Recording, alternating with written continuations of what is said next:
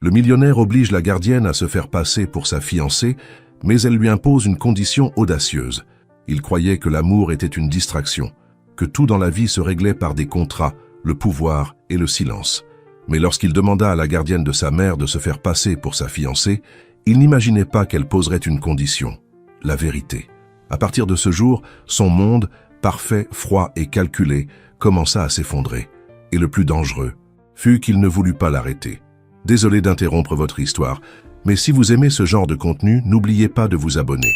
Bénissez cette chaîne en nous aidant à grandir, et que Dieu vous le rende au centuple. Merci et bonne vidéo.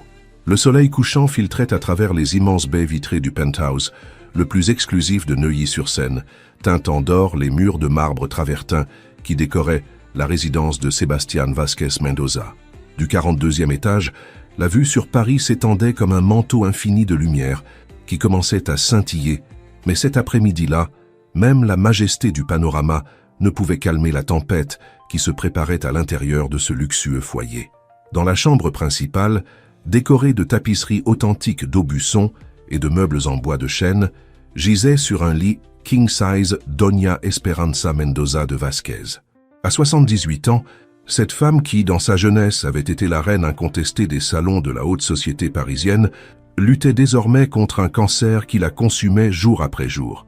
Cependant, son regard restait aussi perçant que l'obsidienne volcanique, et sa voix, bien que affaiblie, conservait cette autorité qui avait forgé des empires familiaux. « Sebastián, mon enfant », murmura Doña Esperanza, tendant sa main osseuse vers son fils. « Viens ici, j'ai besoin de te parler. » Sebastián, un homme de 35 ans à l'allure distinguée de celui qui était né dans un berceau d'or, s'approcha du lit de sa mère.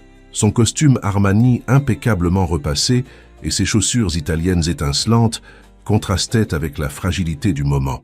Il était l'héritier d'un empire immobilier qui s'étendait de Nice à Lille, un homme habitué à ce que chacune de ses paroles soit un ordre et chaque geste une décision qui déplaçait des millions d'euros. « Dis-moi, maman, de quoi as-tu besoin ?» demanda-t-il, s'asseyant sur la chaise en velours bleu qui était restée près du lit ces derniers mois. Près de la fenêtre, presque invisible dans sa discrétion, se tenait Paloma Herrera Jiménez. C'était une femme de 31 ans, infirmière spécialisée en soins palliatifs, qui était entrée dans la vie des Vázquez Mendoza 6 mois auparavant. Ses cheveux châtains foncés étaient attachés en une simple queue de cheval, et elle portait son uniforme blanc immaculé. Mais il y avait quelque chose dans ses yeux couleur miel qui trahissait une force intérieure peu commune, une détermination qu'elle avait forgée dans les quartiers modestes de Saint-Denis, où elle avait grandi entre l'odeur des pains frais et le son des cloches de l'église de Saint-Denis. Doña Esperanza tourna son regard vers Paloma qui s'approcha docilement. « Paloma, ma petite, j'ai aussi besoin que tu écoutes ceci, » dit la vieille femme avec un sourire faible, mais chaleureux. « Ces derniers mois, tu es devenue non seulement ma gardienne, mais la fille que je n'ai jamais eue. » Sebastián fronça les sourcils. Il ne comprenait pas pourquoi sa mère voulait inclure l'employé dans une conversation familiale, mais par respect, il garda le silence. « Sebastián, » continua Doña Esperanza, fixant à nouveau son regard sur son fils, « les médecins ont été clairs avec moi. Il ne me reste plus beaucoup de mois, peut-être des semaines. Et avant de rejoindre ton père et de retrouver Notre-Dame de Lourdes, j'ai besoin de te voir mariée. » Le magnate immobilier sentit comme s'il avait reçu un coup de poing dans l'estomac. Il avait attendu beaucoup de choses de cette conversation, mais pas cela. « Maman, ce n'est pas le moment de parler de... »« C'est exactement le moment !»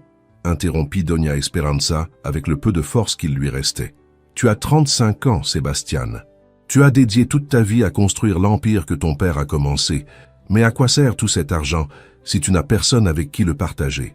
À quoi sert le succès si tu es seul ?» Paloma observait la scène de sa position, ressentant l'inconfort d'être présente à un moment si intime. Elle avait soigné de nombreuses familles au cours de ses années d'infirmière, et elle savait reconnaître quand les sujets du cœur devenaient plus urgents que ceux du corps. « Tu ne peux pas me demander de me marier par obligation, maman, » répondit Sebastián, se levant de sa chaise et se dirigeant vers la baie vitrée. « Le mariage n'est pas un contrat commercial. »« Ne l'est-il pas ?» demanda Doña Esperanza avec un sourire ironique. « Ton père et moi avons commencé comme un arrangement entre familles, et regarde ce que nous avons construit ensemble. 40 ans de mariage, un fils merveilleux, un empire. L'amour, mon enfant, arrive parfois après. » Sebastián resta silencieux, contemplant les lumières de la ville qui s'étendaient à ses pieds. C'était un homme qui avait transformé chaque aspect de sa vie en une équation mathématique. Investissement plus stratégie égale succès. Mais l'amour était une variable qu'il n'avait jamais su calculer. « J'ai besoin que tu me promettes que tu te marieras avant mon départ », insista Doña Esperanza. « Je ne peux pas partir en paix sachant que tu seras seul au monde. » C'est alors que Sébastien se tourna vers Paloma. Il l'avait observée pendant des mois, admirant en silence son dévouement, son infinie patience avec sa mère, la façon dont elle préparait le thé à la camomille avec de la cannelle, exactement comme Doña Esperanza l'aimait. C'était une femme magnifique, oui, mais plus que cela, elle était authentique dans un monde où il ne connaissait que des masques. « Paloma », dit-il soudainement, surprenant aussi bien l'infirmière que sa mère. « Pourrais-tu t'approcher, s'il te plaît ?» Paloma s'approcha à pas hésitants, ne comprenant pas le rôle qu'elle jouait dans cette conversation familiale. « J'ai réfléchi », continua Sébastien, et pour la première fois depuis des années, il n'avait pas de plan entièrement structuré. « Maman a raison, j'ai besoin de me marier. Et toi, tu connais notre famille mieux que quiconque ces derniers mois. » Les yeux de Paloma s'écarquillèrent. Ainsi n'est-il ce qu'elle croyait? « Monsieur Vasquez, je ne comprends pas, » balbutia-t-elle. « C'est simple, » dit Sébastien, reprenant son mode de négociateur. « J'ai besoin d'une épouse, et tu as besoin de stabilité économique. J'ai vu comment tu vis, Paloma. Tu prends 2 bus pour venir ici de ton appartement à Saint-Denis. Tu fais des doubles quarts pour pouvoir envoyer de l'argent à ta famille. Je t'offre un contrat de mariage. » Doña Esperanza observait la scène, les yeux brillants.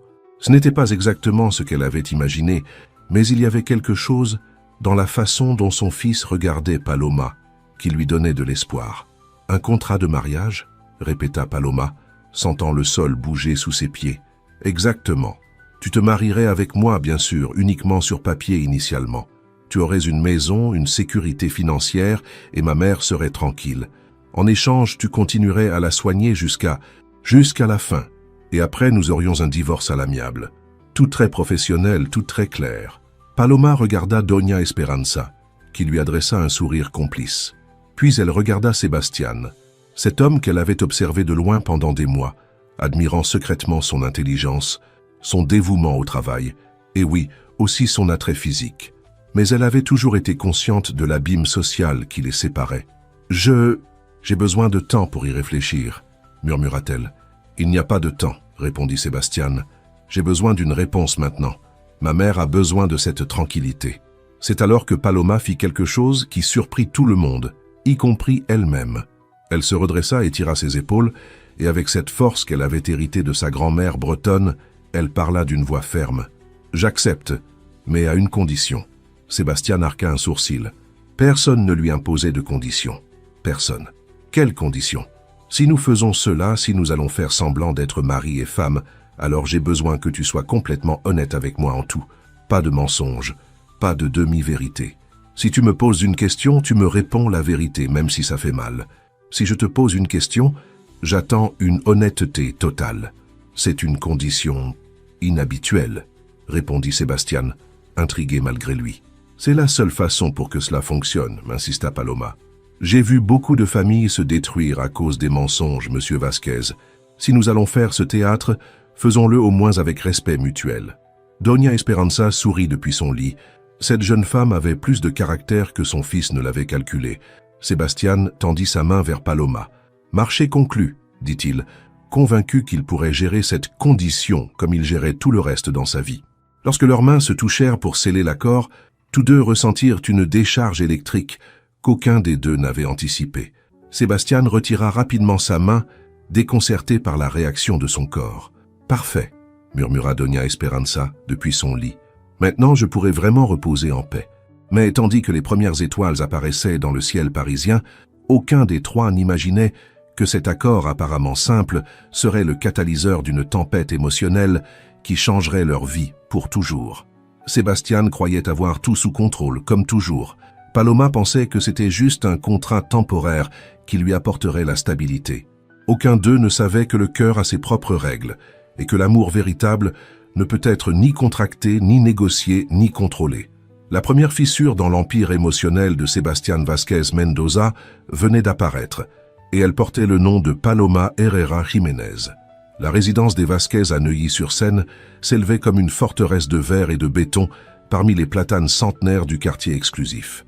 C'était une construction moderniste qui défiait les canons traditionnels, lignes droites, immenses baies vitrées et jardins zen, qui contrastaient avec l'architecture coloniale des maisons voisines.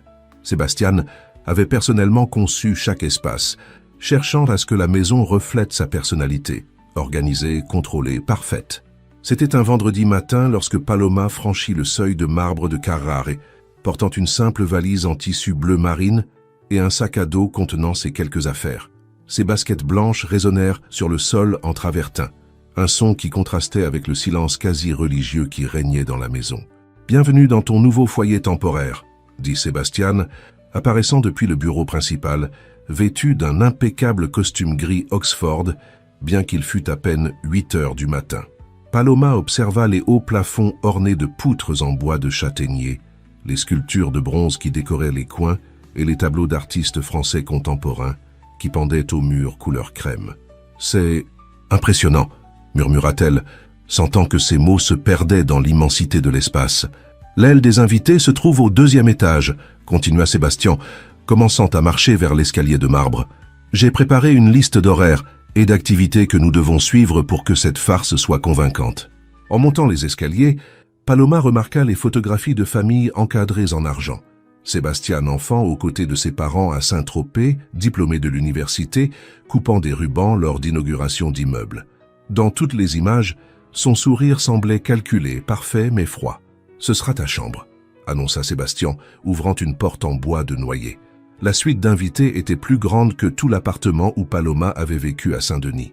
Elle avait un lit queen size avec des draps couleur ivoire, un dressing complet, un bureau design et une vue spectaculaire sur les jardins où poussaient des glycines et des rosiers. « Elle est magnifique. Merci », dit Paloma, posant sa valise sur le tapis persan. Sébastien sortit un morceau de papier plié de sa veste. « Voici l'itinéraire de cette semaine », dit-il d'un ton professionnel. « Demain, nous avons la séance photo pour l'annonce de fiançailles que nous publierons dans les magazines mondains. Lundi, petit déjeuner avec mes associés du projet de Neuilly-sur-Seine. Mercredi, dîner de charité à l'hôtel Four Seasons. Vendredi, Sébastien, interrompit Paloma, utilisant son prénom pour la première fois. Je ne suis pas ton employé de bureau. Je suis ta soi-disant fiancée. Il s'arrêta net, surpris par l'interruption. Pardon ? Cela ne fonctionnera pas si tu me traites comme une secrétaire qui doit suivre des ordres, continua Paloma, s'asseyant sur le bord du lit. Les vrais couples se consultent, se demandent comment ils se sentent, prennent des décisions ensemble. Sébastien fronça les sourcils. Dans son monde, des instructions claires étaient la base du succès. Paloma, nous avons besoin de structure, d'organisation. Nous ne pouvons pas improviser. Et l'amour ? L'amour aussi, tu vas le programmer dans ton agenda ? La question flotta dans l'air comme un papillon belle dame qui se serait égaré en hiver. Sébastien ouvrit la bouche pour répondre, mais ne trouva pas les mots. L'amour n'était pas une variable qu'il avait considérée dans son équation. C'est seulement temporaire, murmura-t-il finalement. Je sais, répondit Paloma, se levant et s'approchant de la fenêtre. Mais si nous voulons que ce soit crédible, tu dois te détendre un peu. Laisser les choses se dérouler naturellement. Le lendemain, le photographe le plus exclusif de Paris, Thierry Dubois, arriva à la résidence avec une équipe complète d'assistants, de réflecteurs et d'appareils photo professionnels. C'était un homme mince, entièrement vêtu de noir, avec une barbe parfaitement taillée et des lunettes de designer. « Sébastien, mon cher !» s'exclama Thierry, embrassant le magnate. « Ce doit être l'heureux élu qui a enfin conquis ton cœur. » Paloma portait une robe en soie couleur champagne que Sébastien avait fait acheter spécialement pour l'occasion. Elle était élégante mais simple et rehaussait la couleur miel de ses yeux. Il portait un costume bleu marine sans cravate, le col de la chemise blanche légèrement ouvert, suivant la suggestion du photographe pour un look plus décontracté et amoureux. « Parfait, parfait », murmura Thierry observant le couple à travers l'objectif de son appareil. « Maintenant, j'ai besoin que vous vous rapprochiez davantage. Sébastien, mette ta main sur la taille de Paloma. Paloma, pose ta main sur sa poitrine. » Lorsque Sébastien posa sa main sur la taille de Paloma, il sentit la chaleur de son corps à travers le tissu de soie. C'était une sensation qu'il n'avait pas anticipée, une chaleur qui s'étendait de ses doigts à son bras. Paloma, de son côté, pouvait sentir les battements accélérés du cœur de Sébastien sous sa paume. « Excellent. Maintenant, regardez-moi dans l'objectif et souriez comme si vous veniez de partager un secret très intime. » Les premières prises furent rigides, forcées. Sébastien souriait avec la même expression que celle qu'il utilisait lors des réunions du conseil d'administration. Paloma semblait nerveuse, comme si elle voulait fuir. « Non, non, non !» se plaignit Thierry. « J'ai besoin de passion, j'ai besoin d'amour véritable. Sébastien oublie qu'il y a des caméras.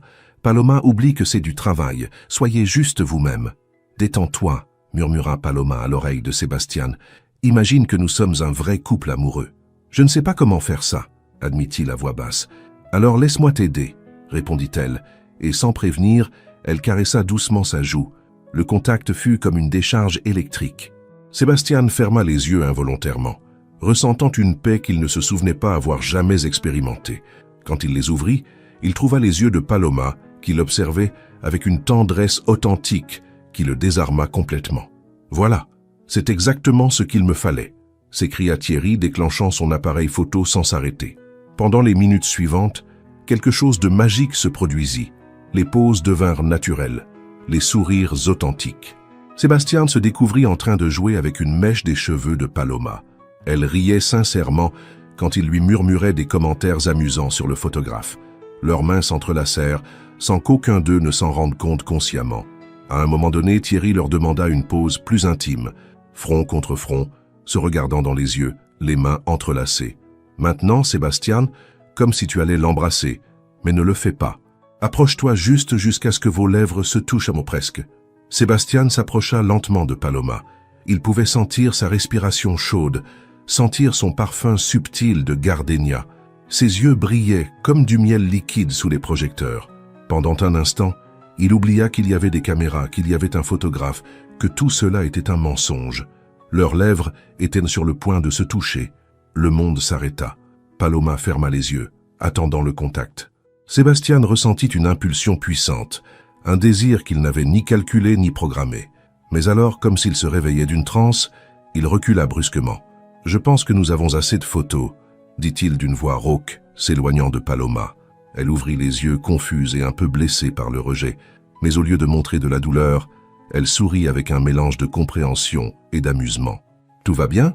demanda Thierry, remarquant le changement soudain d'ambiance. « Parfait », répondit Paloma sans cesser de regarder Sébastien. « Je crois que nous avons obtenu exactement ce dont nous avions besoin. » Cette nuit-là, alors qu'il dînait en silence dans la salle à manger principale, Sébastien ne pouvait pas se sortir de l'esprit la sensation d'avoir Paloma si près.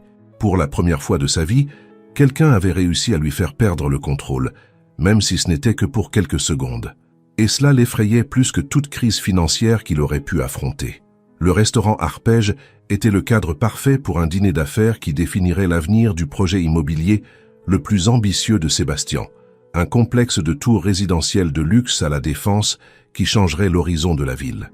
Les tables en bois de noyer, l'éclairage tamisé et l'arôme de maïs nixtamalisé créaient une atmosphère sophistiquée qui impressionnait même les investisseurs les plus exigeants. Sébastien avait soigneusement choisi ses accompagnateurs pour cette soirée cruciale. À sa droite était assis Édouard Rousseau, le banquier le plus influent de Lyon, un homme corpulent à la moustache grise et au costume de la rue du Faubourg Saint-Honoré. À sa gauche, Patrick Leroy, développeur touristique de Saint-Tropez, connu pour sa capacité à obtenir des permis gouvernementaux en un temps record. Et face à lui, comme convenu précédemment, Paloma interprétait son rôle de fiancée parfaite, vêtue d'une élégante robe noire de soie qui accentuait sa beauté naturelle. « Le projet La Défense Towers sera l'investissement du siècle », déclara Sébastien, coupant un morceau de magret de canard à la sauce au cèpe. « Nous parlons de 3 tours de 50 étages chacune, avec vue panoramique sur la montagne et des finitions de luxe européen. » Édouard hocha la tête avec enthousiasme, ajustant les lunettes dorées qui encadraient ses petits yeux. « Les chiffres préliminaires sont impressionnants, Sébastien, mais nous devons parler de la main-d'œuvre. J'ai entendu dire que tu prévois d'embaucher des travailleurs spécialisés de Marseille. »« Exactement, » confirma Sébastien, prenant une gorgée de vin rouge de réserve. « Les maçons locaux de la Défense n'ont pas le niveau technique requis par un projet de cette envergure. Nous devons faire venir des équipes complètes de Provence, même si cela signifie déplacer temporairement les travailleurs de la région. » Paloma, qui jusqu'à ce moment était restée silencieuse en dégustant son plat de filet de bar en croûte de sel, leva les yeux avec une expression préoccupée. « Déplacer ?» demanda-t-elle d'une voix douce mais ferme. « Tu veux dire licencier les familles qui ont travaillé dans la construction à la Défense pendant des générations. Un silence gênant s'installa à table. Les trois hommes la regardèrent avec surprise. Patrick racla nerveusement sa gorge, tandis qu'Édouard haussait les sourcils avec une gêne évidente. « Paloma, chérie, » dit Sébastien avec un sourire forcé, « c'est un sujet très technique. Les chiffres ne mentent pas. Nous avons besoin d'efficacité et de qualité. Mais ces chiffres représentent de vraies familles, » continua Paloma, sans se laisser intimider par les regards réprobateurs. « Je connais beaucoup de ces personnes. Elles ont des enfants à nourrir, des personnes âgées à soigner. Elles perfectionnent leur métier dans cette zone depuis des décennies. » Édouard se tortilla inconfortablement sur sa chaise, clairement agacé par l'interruption. « Mademoiselle, les affaires exigent des décisions difficiles. La sentimentalité ne construit pas de bâtiments rentables. »« Ce n'est pas de la sentimentalité, » répliqua Paloma avec détermination. « C'est de la responsabilité sociale. Si vous construisez dans leur communauté, ne devriez-vous pas aussi en faire bénéficier ses habitants ?» Sébastien sentit le sang lui monter au visage. Personne, absolument personne, ne remettait en question ses décisions commerciales en public, encore moins devant des investisseurs millionnaires. « Paloma, » dit-il d'une voix contrôlée mais glaciale, « je crois que tu interprètes mal la situation. »« Est-ce le cas ?» demanda-t-elle, le regardant droit dans les yeux. « Parce que de mon point de vue, tu sacrifies le bien-être de travailleurs honnêtes pour une marge de profit légèrement plus élevée. » Patrick intervint avec un rire nerveux, essayant de calmer la tension. « Les femmes ont toujours un cœur si noble, n'est-ce pas? Mais dans les grandes affaires, il faut penser à l'ensemble du tableau. »« Exactement, » ajouta Édouard, retrouvant son calme. « Sébastien, ta fiancée a un cœur magnifique, mais elle a peut-être besoin de mieux comprendre comment fonctionne le monde des affaires. » Paloma observa les trois hommes avec un mélange de déception et de détermination que Sébastien n'avait jamais vu auparavant. « Je comprends parfaitement comment ça fonctionne, » dit-elle calmement. « Ce que je ne comprends pas, c'est pourquoi le succès doit toujours être construit sur la souffrance des autres. » Le reste du dîner se déroula dans une atmosphère tendue.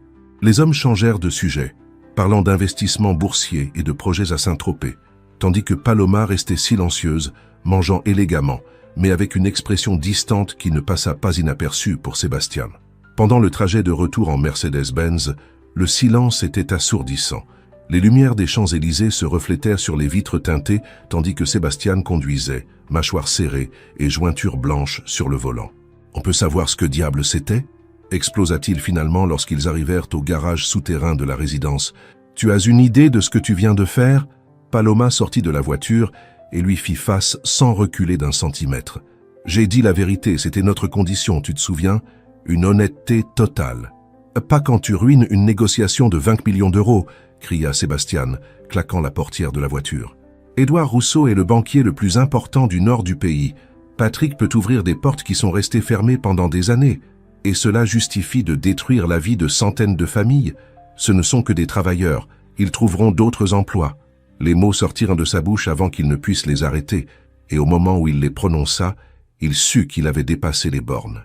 Paloma le regarda avec un mélange de douleur et de déception qui le frappa comme un coup de poing dans l'estomac. « Seulement des travailleurs ?» murmura-t-elle. « C'est ainsi que tu vois les gens, comme des chiffres interchangeables dans tes feuilles de calcul ?» Sébastien ouvrit la bouche pour se défendre, mais elle continua. « Après le dîner, pendant que vous célébriez les chiffres, je suis allé voir ta mère. » Elle pleurait, Sébastien. Elle pleurait en silence, avec cette tristesse que connaît une femme qui a vu son fils perdre son humanité à un moment donné de son chemin. Ces mots le frappèrent comme une gifle. Sa mère avait pleuré. Elle m'a demandé si elle te connaissait vraiment, continua Paloma, les larmes lui montant aux yeux. Et tu sais ce que je lui ai répondu? Que je croyais te connaître, mais qu'après cette nuit, je n'étais plus sûr. Sans dire un mot de plus, Paloma se dirigea vers l'ascenseur, laissant Sébastien seul dans le garage, entouré de l'écho de ses propres mots et du poids d'une culpabilité qu'il ne savait comment gérer. Cette nuit-là, Sébastien ne put dormir. Il marcha pendant des heures sur la terrasse de son bureau, observant les lumières de la ville qui s'étendaient à ses pieds comme un manteau d'étoiles terrestres. Pour la première fois depuis des années, il ne pouvait trouver la logique froide qui le tranquillisait toujours. Il se rappela les mots de Paloma, la douleur dans ses yeux, la tristesse de sa mère, et pour la première fois de sa vie d'adulte, il se demanda si le succès qu'il avait tant poursuivi valait vraiment la peine s'il le transformait en quelqu'un que sa propre mère ne pouvait plus reconnaître. À l'aube, tandis que le soleil se levait sur les montagnes qui surplombaient la vallée de la Seine, Sébastien comprit quelque chose qui le perturba profondément. Paloma Herrera n'était pas seulement une gardienne qui avait accepté un contrat. C'était une force qui était en train d'effondrer les murailles qu'il avait construites autour de son cœur. Et le plus terrifiant de tout était qu'une partie de lui souhaitait qu'elle continue à le faire. 3 jours s'étaient écoulés depuis la confrontation au restaurant, et la tension dans la résidence de Neuilly-sur-Seine était aussi palpable que l'air épais qui précède les orages d'été dans le bassin parisien. Sébastien avait tenté de maintenir sa routine habituelle. Réunions matinales, appels internationaux, révision de contrats jusqu'à tard dans la nuit. Mais chaque fois qu'il croisait Paloma dans les couloirs de marbre, le silence entre eux devenait plus dense, plus chargé de mots non dits. Ce jeudi après-midi, le ciel parisien s'était teinté d'orange et de rose, tandis que le soleil se couchait derrière les gratte-ciel de la Défense. Doña Esperanza avait passé la journée dans un de ces rares moments de tranquillité, dormant profondément sous l'effet des médicaments qui soulageaient sa douleur. Pour la première fois depuis des semaines, la maison ne résonnait pas de ses gémissements doux ou de ses demandes constantes d'eau citronnée. Sébastien venait de finir de réviser les plans du projet de Marseille quand il trouva Paloma sur la terrasse principale. Elle était assise sur l'un des fauteuils en rotin, contemplant les lumières qui commençaient à scintiller au loin, une coupe de vin rouge à la main. Elle portait un chemisier en coton de couleur crème et un pantalon de lin, et ses cheveux châtains tombaient librement sur ses épaules pour la première fois depuis qu'elle était arrivée à la maison. « Puis-je me joindre à toi ?» demanda Sébastien, désignant la bouteille de vin qui reposait sur la table basse en bois de chêne. Paloma leva les yeux, surprise par le ton moins formel de sa voix. « C'est ta terrasse », répondit-elle simplement, faisant un geste vers le fauteuil contigu. Sébastien se servit une coupe du Cabernet Sauvignon de réserve et s'assit, gardant une distance prudente.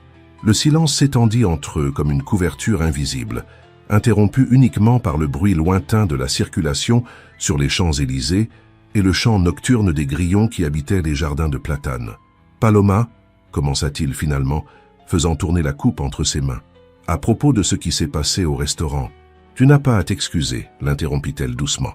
Tu as dit ce que tu penses vraiment, au moins c'était honnête. Mais c'était mal, admit Sébastien, se surprenant lui-même par la facilité de cette confession. J'ai pensé à ce que tu as dit sur les travailleurs, sur les familles. Et tu as raison. Paloma l'observa attentivement, cherchant des signes de manipulation dans son expression, mais elle ne trouva qu'une vulnérabilité authentique qu'elle n'avait jamais vue auparavant. « Pourquoi changer d'avis maintenant ?» demanda-t-elle avec une sincère curiosité. Sébastien prit une gorgée de vin, comme s'il avait besoin de courage liquide pour continuer. « Parce que ma mère a pleuré, et parce que cela fait des années que personne ne m'a dit la vérité de cette manière, sans rien attendre en retour. » La confession flotta entre eux comme un papillon de nuit, attiré par la lumière dorée qui émanait des lampes de la terrasse. Paloma sentit quelque chose s'adoucir dans sa poitrine, une petite fissure dans l'armure de ressentiment qu'elle avait construite ces derniers jours. « Comment était Sébastien avant de devenir le magnate de l'immobilier ?» demanda-t-elle soudain, s'appuyant sur son fauteuil. La question le prit au dépourvu. Personne ne lui posait de questions sur son passé. Les gens voulaient seulement connaître ses prochains projets, ses stratégies d'investissement, ses contacts politiques. C'était différent, murmura-t-il, laissant son regard se perdre dans les lumières lointaines de la ville. Quand j'étais enfant, je voulais être architecte, mais pas pour construire des bâtiments de luxe. Je voulais concevoir des maisons pour des gens qui n'en avaient jamais eu. Paloma sourit pour la première fois depuis des jours, imaginant un petit Sébastien dessinant de petites maisons sur des cahiers d'écolier. Qu'est-il arrivé à cet enfant? Il est mort le jour où mon père a eu sa première crise cardiaque, répondit Sébastien avec une amertume qui surprit les deux. J'avais 16 ans. Du jour au lendemain, j'ai dû apprendre à gérer des contrats, des employés, des pressions bancaires. Il n'y avait pas de temps pour des rêves idéalistes. Et tu ne les as jamais regrettés? Les rêves? Sébastien resta silencieux pendant plusieurs minutes, contemplant le fond de sa coupe, comme si les réponses qu'il cherchait y étaient écrites. Tous les jours, confessa-t-il finalement. Surtout quand je vois des familles heureuses dans les parcs que je construis, dans les centres commerciaux que je développe. Je me demande ce que ce serait d'avoir une vie normale, simple. Simple? Paloma se redressa légèrement. Comme ma vie? Comme ta vie, oui, admit-il, se tournant pour la regarder directement. Tu as quelque chose que j'ai perdu il y a longtemps, une sorte de paix intérieure. Même quand tu prends soin de ma mère dans ses pires moments, tu conserves cette tranquillité. » Les mots résonnèrent dans le cœur de Paloma comme des cloches profondes. Elle n'avait jamais pensé à sa vie comme quelque chose que quelqu'un pourrait envier, surtout quelqu'un avec la richesse et le pouvoir de Sébastien. « Je n'ai pas toujours eu la paix, » murmura-t-elle. « Quand j'étais enfant, mon père nous a abandonnés. Ma mère travaillait 3 emplois pour nous entretenir, mon frère et moi. Il y avait des nuits où nous ne savions pas si nous aurions de quoi manger le lendemain. « Comment as-tu réussi à ne pas t'aigrir ?» demanda Sébastien, sincèrement intrigué. « Ma grand-mère bretonne, » sourit Paloma. « Elle était guérisseuse à Saint-Denis. Elle m'a appris que la vie te donne exactement ce dont tu as besoin pour grandir, même si ça fait mal. Elle me disait que la douleur est comme la pluie. Elle peut te détruire si tu la combats, ou elle peut nourrir de belles fleurs si tu l'acceptes. » Sébastien l'observait avec une intensité qui fit que Paloma sentit des papillons dans le ventre. Il y avait quelque chose dans la façon dont il la regardait, comme s'il voyait quelque chose que personne d'autre n'avait remarqué auparavant. « C'est pour ça que tu as donné ce nom à ta mère, » murmura-t-il. « À cause de ta grand-mère. » Oui, elle disait que les femmes fortes trouvent toujours le moyen de guider les générations suivantes, même quand elles ne sont plus physiquement présentes. Sans s'en rendre compte, ils s'étaient progressivement rapprochés. Leurs genoux se touchaient presque maintenant, et Paloma pouvait percevoir l'arôme subtil de la lotion de Sébastien, mélangé au parfum nocturne des gardénias qui poussaient dans les jardinières de la terrasse. « J'ai peur, » murmura Sébastien soudainement, avec une vulnérabilité qui le laissa complètement exposé. « De quoi ? De ne pas savoir comment être différent, qu'il soit trop tard pour retrouver la personne que j'étais, avant que tout ne devienne chiffres et stratégie. » Paloma tendit sa main et toucha doucement la joue de Sébastien. Il ferma les yeux au contact, sentant des années de tension s'évanouir sous cette caresse simple mais profonde. « Il n'est jamais trop tard, » murmura-t-elle. « Cet enfant qui voulait construire des maisons pour les autres est toujours là. Il a juste besoin que tu le laisses sortir. » Lorsque Sébastien ouvrit les yeux, il trouva ceux de Paloma brillant d'une émotion qui fit que son cœur manqua plusieurs battements. La distance entre leurs visages s'était réduite à quelques centimètres. Il pouvait sentir sa respiration chaude, voir les petites taches de rousseur dorée qui parsemaient son nez. Lentement, comme si c'était la chose la plus naturelle du monde, Sébastien se pencha vers elle. Paloma ferma les yeux, attendant le baiser qu'elle avait évité de désirer pendant des semaines. Leurs lèvres étaient sur le point de se toucher quand, soudainement, Sébastien se sépara comme s'il avait touché du feu. « Non, nous ne pouvons pas, » balbutia-t-il, se levant brusquement du fauteuil. « C'est juste un contrat. Nous ne devons pas compliquer les choses. » Paloma ouvrit les yeux, confuse et blessée par le rejet abrupt. Sans dire un mot, elle se leva dignement, prit la bouteille de vin et se dirigea vers la porte vitrée. Paloma attend, mais elle avait déjà disparu à l'intérieur de la maison, laissant Sébastien seul avec l'écho de sa propre peur et l'arôme persistant des gardénias qui lui semblait maintenant une cruelle moquerie du destin. Cette nuit-là, Sébastien ne ferma pas l'œil. Il marcha dans sa chambre comme un lion en cage, revivant chaque seconde de cette conversation, chaque mot échangé, chaque seconde de proximité qu'il avait partagée avec Paloma. Pour la première fois de sa vie, il avait trouvé quelqu'un devant qui il pouvait être complètement vulnérable, et cela le terrorisait plus que toute faillite commerciale. Le lundi matin avait apporté avec lui une bruine persistante qui couvrait Paris comme un voile gris. Dans la résidence de Neuilly-sur-Seine, la tension des derniers jours s'était installée comme un locataire indésirable. Sébastien avait passé le week-end enfermé dans son bureau, révisant des contrats qu'il connaissait déjà par cœur, tandis que Paloma se concentrait sur les soins de Doña Esperanza, évitant toute rencontre fortuite dans les couloirs de marbre. Il était près de midi quand Odette, l'employée de maison qui travaillait pour la famille depuis 15 ans, frappa doucement à la porte du bureau principal. « Monsieur Sébastien » annonça-t-elle d'une voix prudente. « Il y a une jeune femme à la loge qui dit s'appeler Valérie Dubois-Lefebvre. Elle insiste sur le fait que vous la connaissez et qu'elle vient voir Doña Esperanza. » Le nom tomba sur Sébastien comme un éclair par temps clair. Valérie Dubois-Lefebvre, son ex-fiancée, la femme avec qui il avait été fiancé pendant 2 ans jusqu'à ce que la relation se désintègre en une guerre froide d'ambitions contraires et de cœurs qui n'avaient jamais vraiment réussi à se connecter. « Dis-lui que... » commença Sébastien, mais il s'arrêta. « Non, ouvre plutôt la porte. Laisse-la entrer. » 15 minutes plus tard, le son de talons Christian Louboutin résonnait sur le sol en travertin du hall principal. Valérie Dubois-Lefebvre était une femme qui avait transformé l'élégance en un art. Cheveux blonds platine, attachés en un chignon parfait, tailleur pantalon couleur crème qui rehaussait sa silhouette élancée, et un sourire qui pouvait être charmant ou létal selon ses intentions. « Sébastien, mon cher, dit-elle d'une voix mélodieuse, étendant ses bras pour l'embrasser. Tu as l'air différent, plus détendu peut-être. Sébastien lui permit l'étreinte protocolaire, mais maintint la distance émotionnelle qu'il avait appris à perfectionner pendant leur relation. Valérie, je ne m'attendais pas à te voir ici. Comment as-tu su pour ma mère? Mon amour, les nouvelles circulent vite dans notre cercle social, répondit-elle, s'installant gracieusement sur l'un des fauteuils en cuir italien du salon principal. J'ai appris sa maladie, et je ne pouvais simplement pas ne pas venir présenter mes respects. Doña Esperanza a toujours été très douce avec moi. À ce moment, Paloma descendait l'escalier principal, portant un plateau avec du thé à la camomille et des médicaments pour Doña Esperanza. Elle portait son uniforme blanc habituel, les cheveux attachés en une simple queue de cheval, sans maquillage.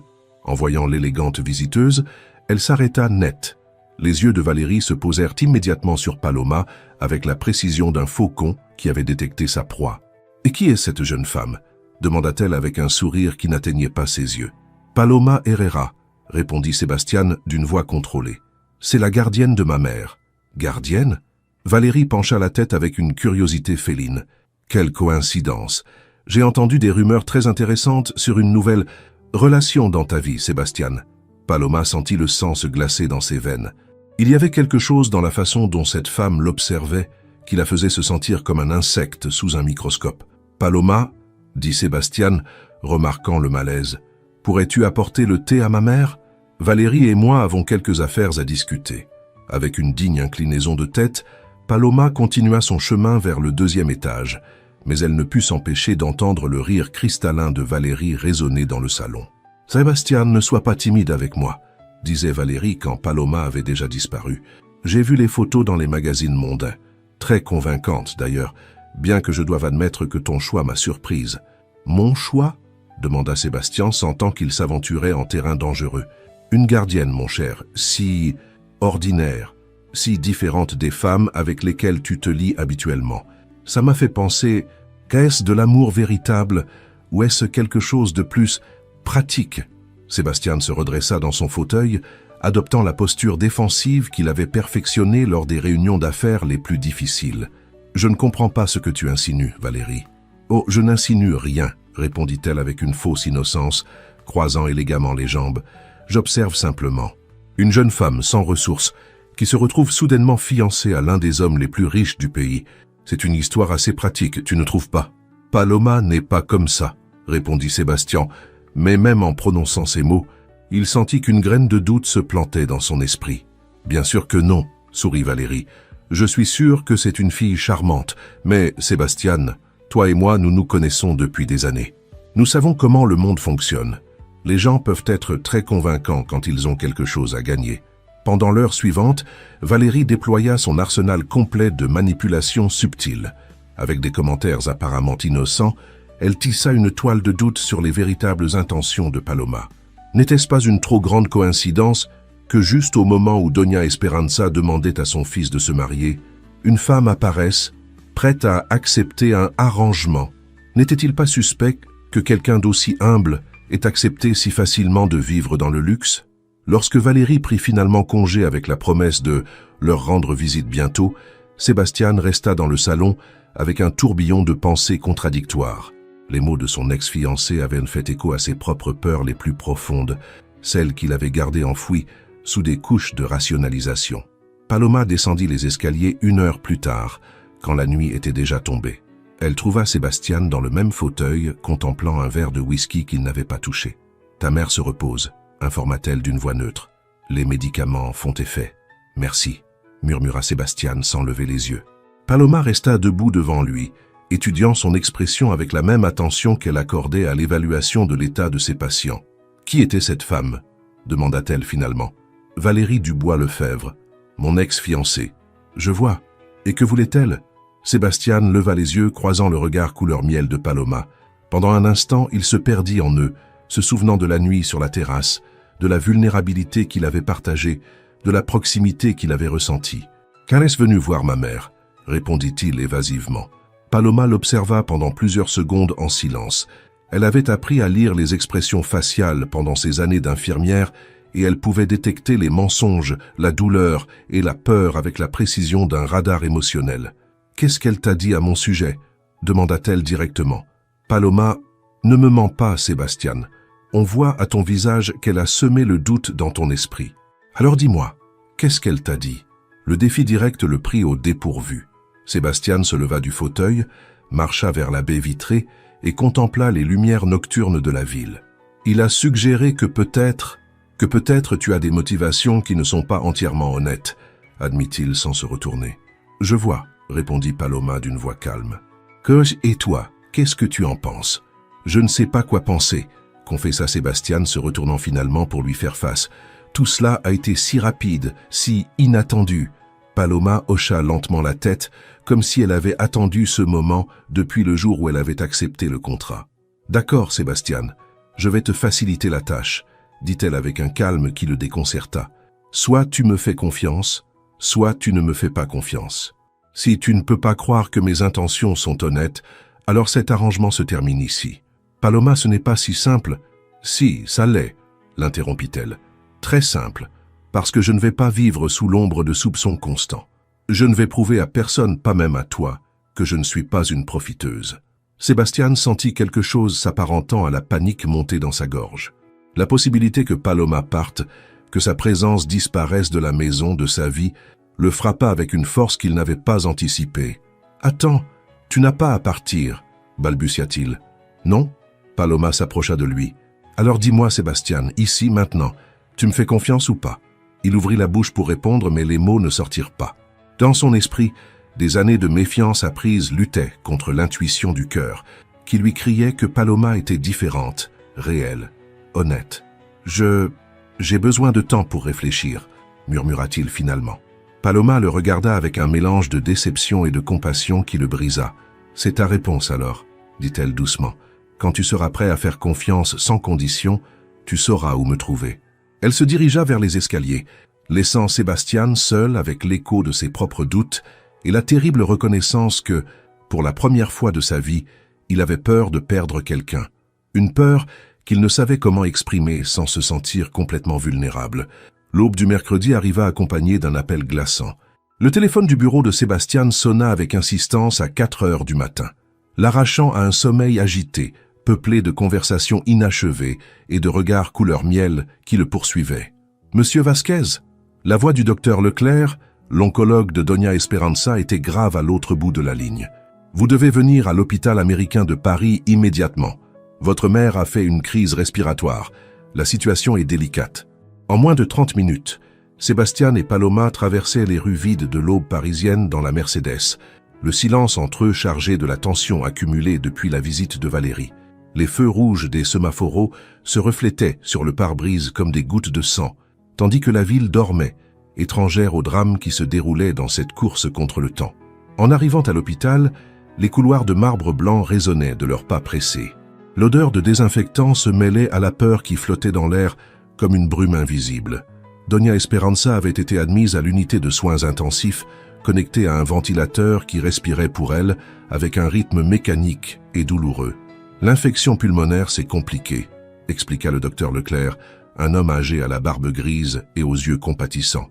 Nous avons réussi à la stabiliser, mais son corps est très affaibli. Les prochains jours seront cruciaux. Sébastien observait sa mère à travers le verre de la chambre stérile. Doña Esperanza ressemblait à une poupée de porcelaine cassée, minuscule entre les draps blancs, avec des tubes et des câbles qui la maintenaient connectée à la vie par des fils de plus en plus fragiles.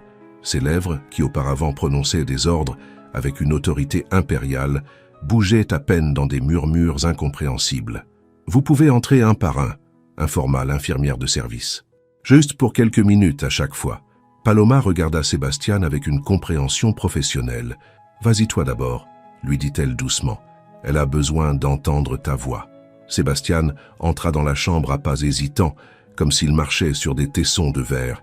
Il s'approcha du lit et prit la main osseuse de sa mère entre les siennes.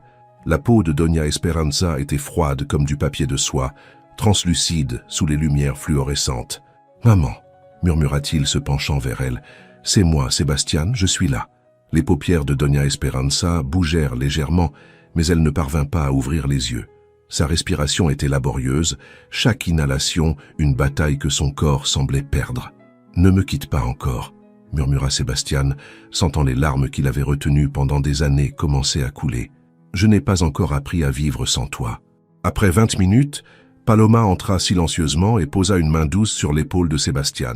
« Le docteur dit qu'elle a besoin de repos, » murmura-t-il. « Nous pouvons revenir dans quelques heures. » Sébastien hocha la tête sans quitter sa mère des yeux.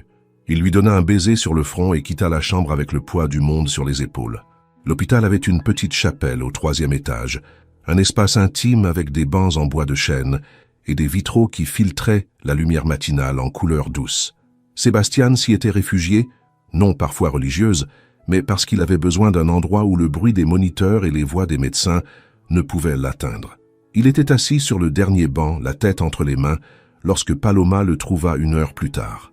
Les larmes qu'il avait retenues coulaient enfin librement sur ses joues, des années de douleur et de solitude qui débordaient comme un barrage brisé. « Sébastien » murmura Paloma, s'approchant avec la délicatesse de celle qui connaît le territoire de la douleur. « Je ne peux pas » murmura-t-il sans lever la tête. « Je ne peux pas la voir ainsi. Toute ma vie, elle a été la plus forte d'entre nous. La voir s'éteindre, c'est comme si le monde perdait ses fondations. » Paloma s'assit à côté de lui sur le banc, respectant son espace mais offrant sa présence comme un refuge silencieux. « Quand ma grand-mère bretonne est morte, » dit-elle doucement, « j'ai cru que je ne m'en remettrais jamais. Elle était mon guide, ma force. Mais j'ai appris que les gens que nous aimons ne partent jamais complètement. Ils vivent dans chaque décision que nous prenons, dans chaque acte de gentillesse que nous faisons. » Sébastien leva les yeux vers elle, les yeux rougis par les pleurs et le manque de sommeil. « Comment fais-tu pour être si forte tout le temps ?» demanda-t-il d'une voix brisée. « Comment peux-tu garder cette sérénité quand tout s'écroule ?»« Je ne suis pas forte, » répondit Paloma avec honnêteté. « J'ai constamment peur. Peur de ne pas être suffisante, de prendre les mauvaises décisions, de perdre les gens que j'aime. Mais j'ai appris que la peur ne disparaît pas. On apprend juste à vivre avec elle. » Sans y penser, Sébastien se rapprocha d'elle. Il avait besoin de sentir la chaleur humaine. Il avait besoin de savoir qu'il n'était pas complètement seul en ce moment de désolation absolue. « Paloma, » murmura-t-il, « pardonne-moi d'avoir douté de toi, d'avoir permis à Valérie de planter ses graines empoisonnées dans mon esprit. Tu as été la seule chose réelle dans ma vie depuis longtemps. » Paloma le regarda avec des yeux brillants d'émotion contenue. « Tu n'as pas besoin de t'excuser d'avoir peur, » lui dit-elle. « La peur est humaine. Mais je ne sais pas comment faire, » confessa Sébastien, sa voix tremblante. « Je ne sais pas comment vivre sans avoir le contrôle sur tout. Toute ma vie, j'ai construit des murs, des plans, des stratégies. Et maintenant tout s'écroule. » Paloma étendit ses bras vers lui dans un geste de pure compassion. Sébastien ne résista pas. Il se laissa étreindre, se permit d'être vulnérable, se rendit au réconfort qui émanait de cette femme extraordinaire qui était entrée dans sa vie déguisée en gardienne. « Aimer, c'est exactement ça », murmura Paloma contre ses cheveux. « C'est perdre le contrôle. C'est s'abandonner à quelque chose de plus grand que nos peurs, de plus puissant que nos plans. » Les mots résonnèrent dans le cœur de Sébastien comme une révélation. À ce moment, entouré par la chaleur des bras de Paloma, il comprit quelque chose qu'il avait évité pendant des semaines. Ce qu'il ressentait pour elle ne faisait partie d'aucun contrat. C'était réel, c'était profond, c'était terrifiant et beau à la fois. Quand ils se séparèrent légèrement pour se regarder dans les yeux, le monde s'arrêta. Les vitraux projetaient des arcs-en-ciel de lumière sur leurs visages, et dans cet instant sacré, toutes les barrières qu'ils avaient construites s'évanouirent. Sébastien prit le visage de Paloma entre ses mains avec une tendresse qu'il ne savait pas posséder. « J'ai peur de t'aimer », confessa-t-il dans un murmure. « Moi aussi », répondit-elle, des larmes brillant dans ses yeux. Le baiser qui suivit ne fut pas le produit de la passion ou de la luxure, mais de quelque chose de beaucoup plus profond. Ce fut la reconnaissance mutuelle de 2 âmes qui avaient trouvé leur refuge l'une dans l'autre. Ce fut doux au début, hésitant, comme si tous deux craignaient que le moment ne se brise comme du verre. Mais ensuite, il s'intensifia, chargé de toute l'émotion qu'ils avaient retenue, de tous les mots qu'ils n'avaient pas osé prononcer. Quand ils se séparèrent finalement, ils restèrent les fronts unis, respirant le même air, partageant le même espace sacré. « Que faisons-nous maintenant » murmura Sébastien. Je ne sais pas, répondit Paloma avec honnêteté. Je sais seulement que je ne veux plus faire semblant que ce n'est qu'un contrat. Moi non plus. Ils restèrent ainsi pendant plusieurs minutes, en silence, sachant que quelque chose de fondamental avait changé entre eux. L'accord qui les avait unis s'était transformé en quelque chose de beaucoup plus complexe et dangereux, l'amour véritable. Quand ils retournèrent dans la chambre de Doña Esperanza, ils marchèrent côte à côte, mais sans se toucher, comme si tous deux avaient besoin de temps pour digérer ce qui s'était passé. Cependant, une nouvelle énergie régnait entre eux, une connexion qu'il était impossible d'ignorer. Doña Esperanza restait inconsciente, mais quelque chose dans son expression semblait plus paisible, comme si même dans son état, elle pouvait sentir que l'amour avait finalement trouvé son chemin dans le cœur de son fils. Le cœur de Sebastián ne voulait plus faire semblant, et celui de Paloma, malgré toutes ses tentatives pour maintenir une distance professionnelle, était irrémédiablement tombé dans les profondeurs de l'amour véritable. Le salon de réception du Four Seasons George V brillait comme un joyau au cœur du Marais. Ce samedi soir, la crème de la société française s'était réunie pour le gala de bienfaisance annuel de la Fondation Cœurs Unis, une organisation dédiée à la construction d'hôpitaux pédiatriques dans les communautés rurales. Sebastián Vázquez Mendoza était le principal mécène de l'événement, une tradition qu'il avait héritée de son père et qu'il maintenait plus par obligation sociale que par véritable vocation altruiste. Les chandeliers de cristal de baccarat projetaient des lumières dorées sur les robes de créateurs et les smokings impeccables des invités.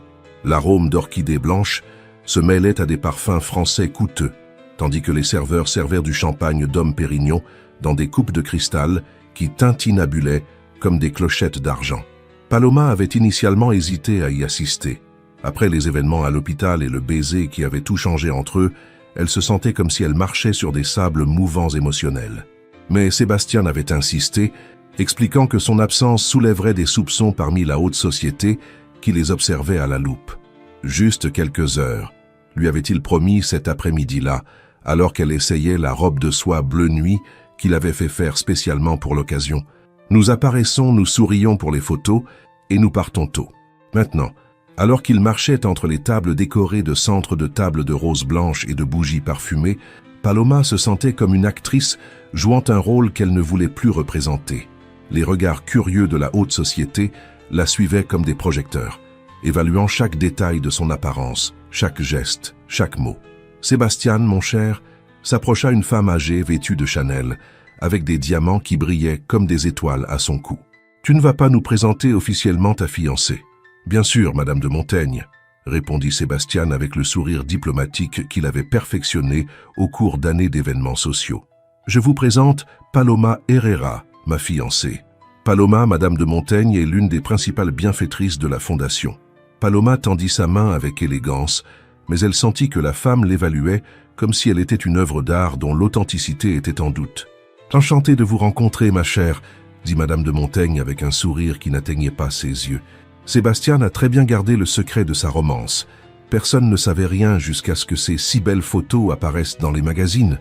Ce furent des fiançailles, très privées, répondit Paloma, sentant le poids du mensonge l'étouffer. Pendant qu'ils conversaient, aucun ne remarqua la silhouette élégante qui observait depuis une table proche. Valérie Dubois-Lefebvre était arrivée à l'événement dans un but très spécifique, et dans son sac à main, Louis Vuitton se trouvait une enveloppe en papier craft contenant le travail de 3 semaines du détective privé le plus discret de la ville. Rémi Dubois était un ancien policier qui avait transformé son expérience du monde du crime en une agence d'investigation privée prospère. Ses méthodes étaient impeccables et ses résultats dévastateurs. Dans son rapport, il avait méticuleusement documenté chaque détail de l'arrangement entre Sebastián et Paloma. Dates, témoins, même des enregistrements de conversations téléphoniques entre avocats discutant les termes du contrat de mariage. « Es-tu sûr de vouloir faire ça ?»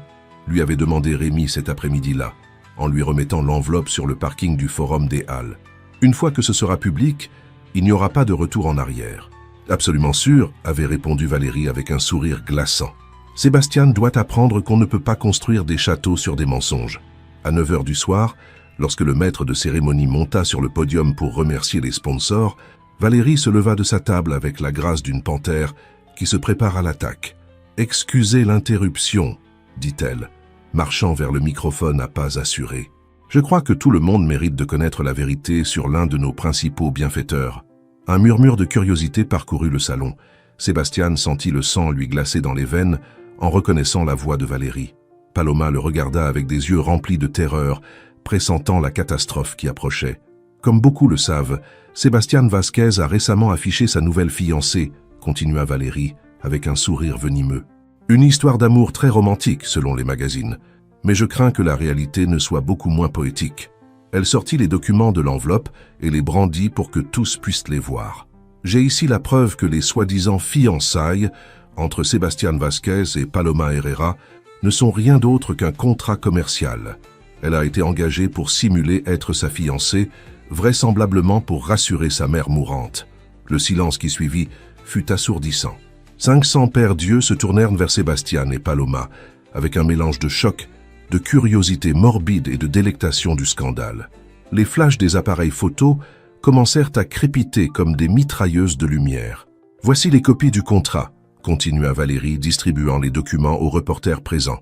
Des paiements mensuels, des clauses de confidentialité, même une prime pour des performances convaincantes lors des événements publics.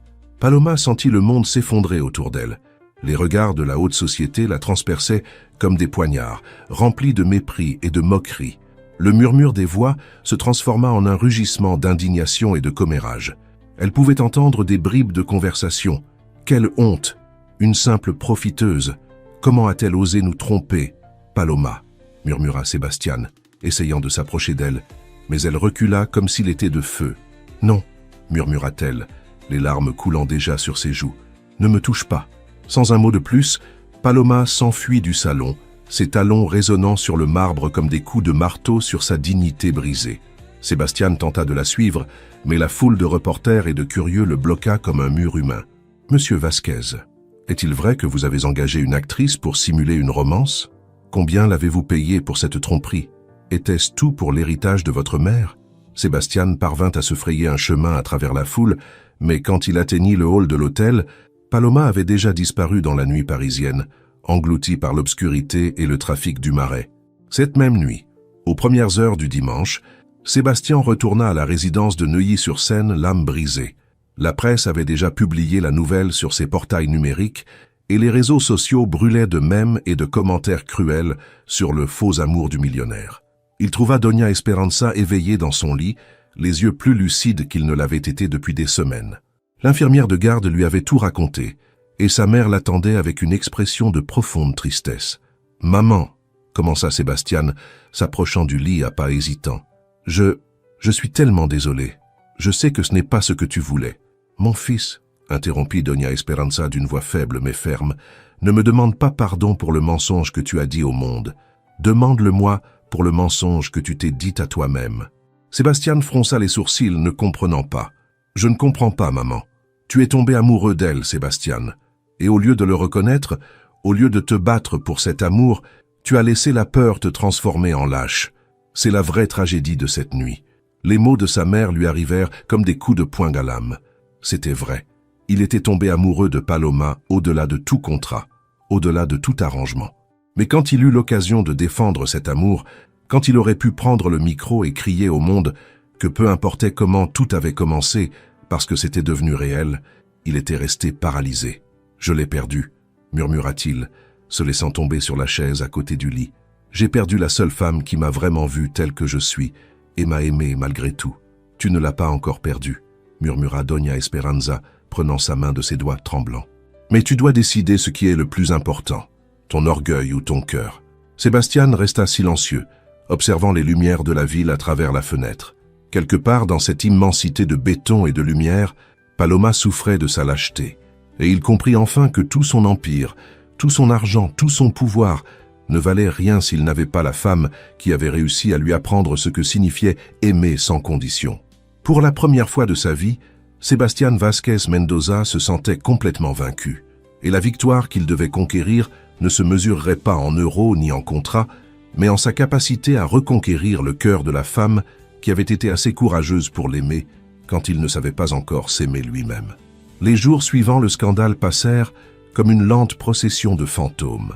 Dans les bureaux corporatifs du groupe Duval, situés au 50e étage de la tour Montparnasse, Sébastien était devenu une ombre de lui-même. Les employés marchèrent sur la pointe des pieds dans les couloirs de marbre noir, chuchotant sur la chute de l'empire émotionnel de leur chef, tandis que les actions de l'entreprise fluctuaient au rythme des commérages financiers qui circulaient dans les cercles d'affaires de la défense. Les magazines mondains avaient eu une semaine faste. Le faux amour du millionnaire était le titre qui se répétait dans les kiosques de Neuilly-sur-Seine à Montmartre. Les réseaux sociaux brûlaient de mèmes cruels et de commentaires qui disséquaient chaque détail du scandale. Mais pour Sébastien, le bruit du monde extérieur était devenu à peine un murmure lointain comparé au silence assourdissant qu'avait laissé l'absence de Paloma. Ce lundi matin, alors qu'il révisait des contrats qu'il n'arrivait pas à se concentrer pour lire, son assistante personnelle, Sophie Moreau, frappa doucement à la porte de son bureau. « Monsieur Vasquez », annonça-t-elle d'une voix prudente, « l'hôpital américain de Paris a appelé. Doña Esperanza s'est aggravée pendant la nuit. Les docteurs suggèrent que vous y alliez immédiatement. » Sébastien ferma les yeux et sentit le poids du monde se poser sur ses épaules. Au cours de la semaine précédente, il avait partagé son temps entre les bureaux et l'hôpital, mais il était évident que sa mère se détériorait de jour en jour, comme une bougie qui se consumait lentement dans une pièce sans fenêtre. À son arrivée à l'hôpital, il trouva le docteur Leclerc qui l'attendait dans le couloir des soins intensifs. Son expression grave confirmait ce que Sébastien savait déjà dans son cœur. Son état s'est considérablement aggravé, expliqua le médecin avec la délicatesse de celui qui a donné de mauvaises nouvelles pendant des décennies. Les poumons sont défaillants et son cœur est très faible. Nous pensons que c'est une question de jours, peut-être d'heures. Sébastien hocha la tête en silence, sentant que quelque chose se brisait définitivement en lui. Il entra dans la chambre de sa mère et s'arrêta en voyant le lit vide près de la fenêtre. Le lit où Paloma avait l'habitude de s'asseoir pendant des heures, lisant des livres à voix haute, arrangeant les fleurs fraîches qu'elle apportait chaque matin, ou simplement tenant la main de Doña Esperanza en silence. « Où est Paloma ?» demanda-t-il à l'infirmière de service, bien qu'il connût déjà la réponse. « Elle a démissionné il y a 4 jours, monsieur, » répondit la femme avec compassion. Elle a dit qu'elle ne pouvait plus continuer le cas. Nous avons assigné l'infirmière Dubois pour couvrir ses quarts. Sébastien s'approcha du lit, où sa mère gisait plus fragile que jamais, connectée à des machines qui surveillaient chaque battement de son cœur fatigué.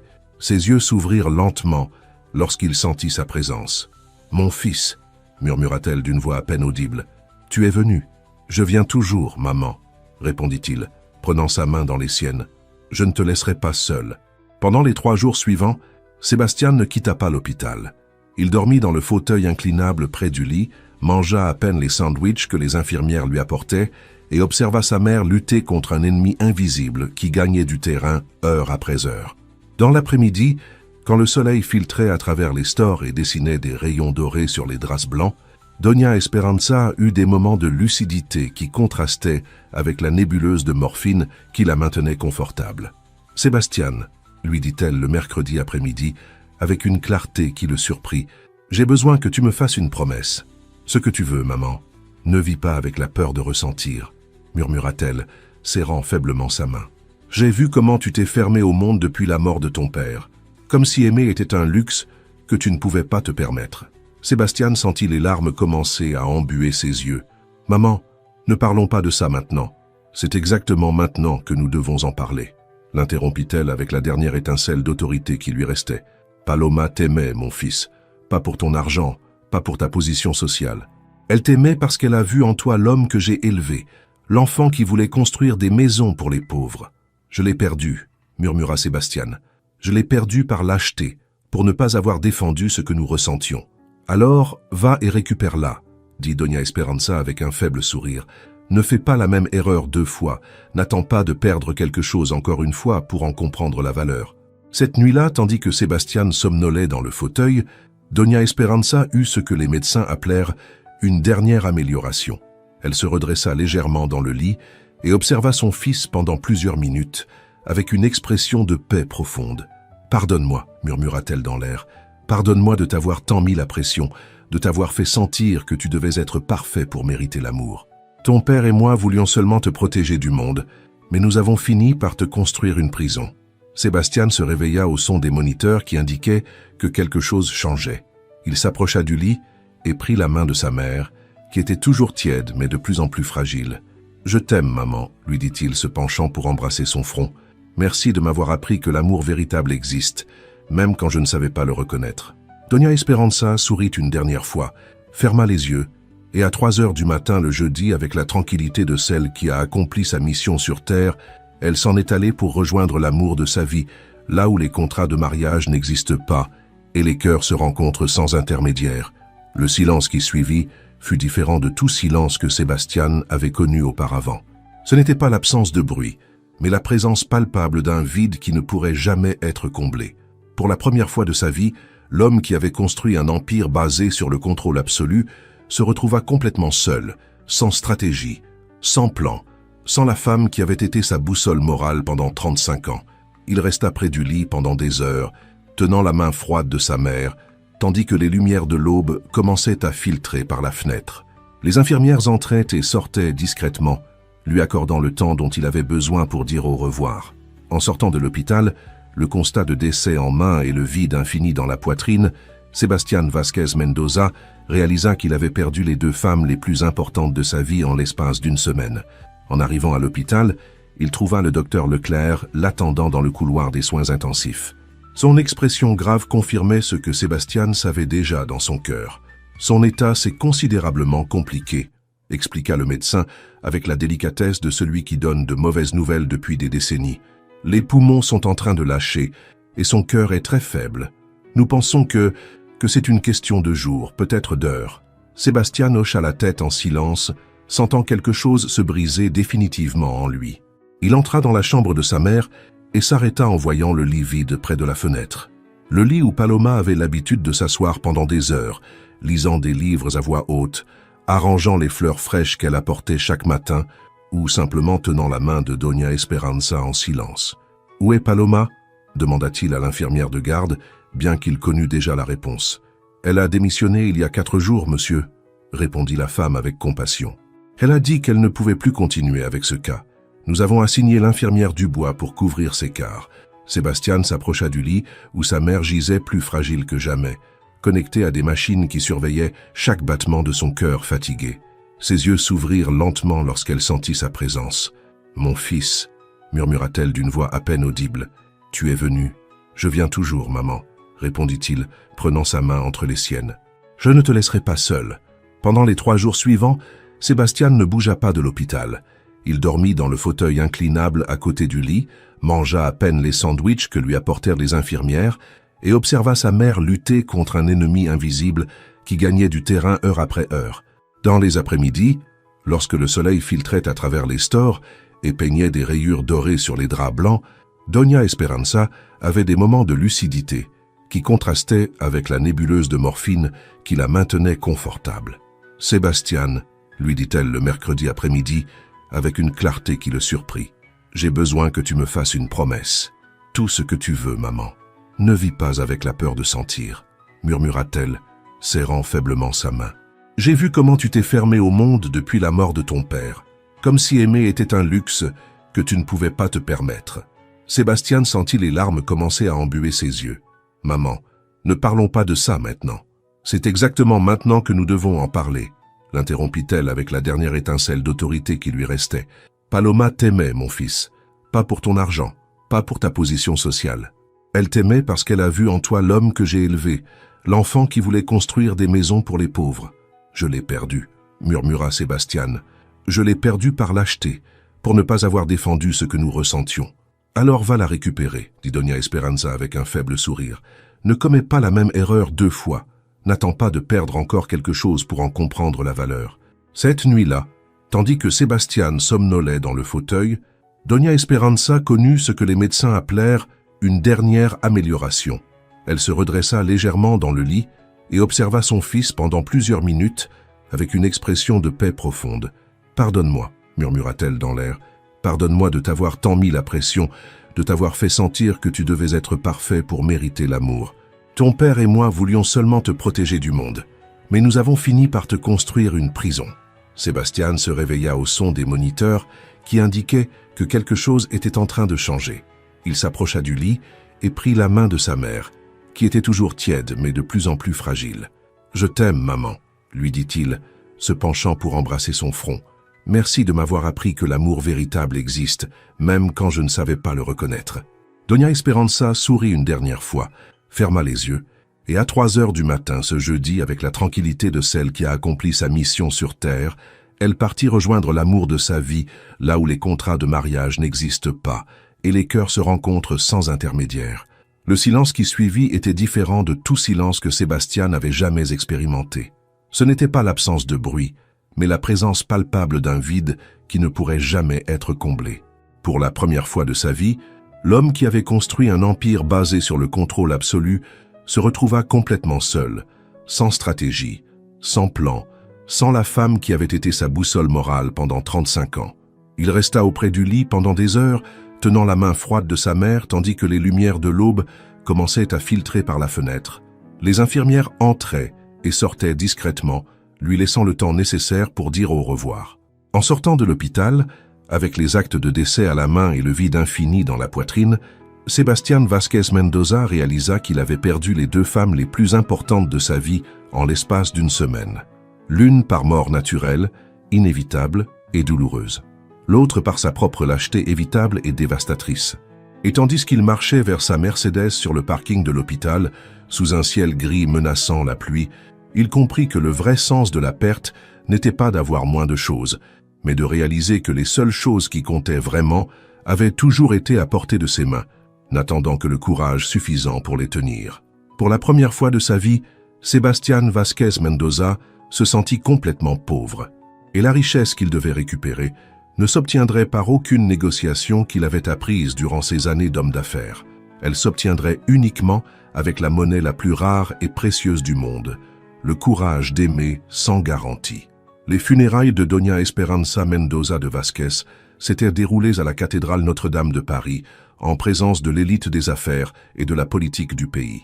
Des couronnes de fleurs blanches et violettes avaient rempli l'enceinte, tandis que l'orchestre de Gypsy Jazz, les héritiers de Paris, interprétait « Que serais-je sans toi » de Jean Ferrat, avec une mélancolie qui fit pleurer même les assistants les plus stoïques.